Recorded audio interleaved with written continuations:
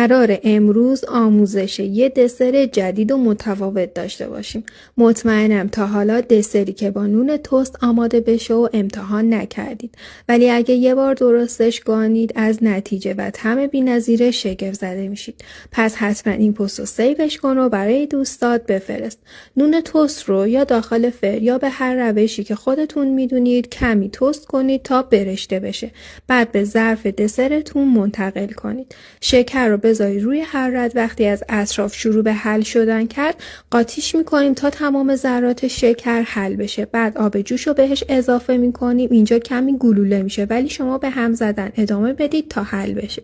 شهد رو روی نون تست میریزیم و مواد محلبی رو آماده میکنیم.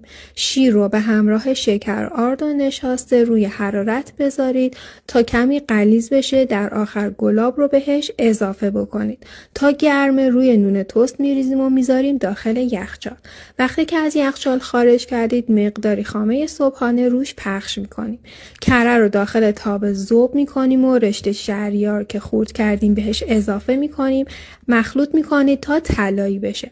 تا گرمه روی دسر میریزیم و مجدد میذاریم داخل یخچال تا استراحت کنه. در آخر به دلخواه تزیین کنید و برش بدید. امیدوارم که این آموزش رو دوست داشته باشید و حتما درستش کنید.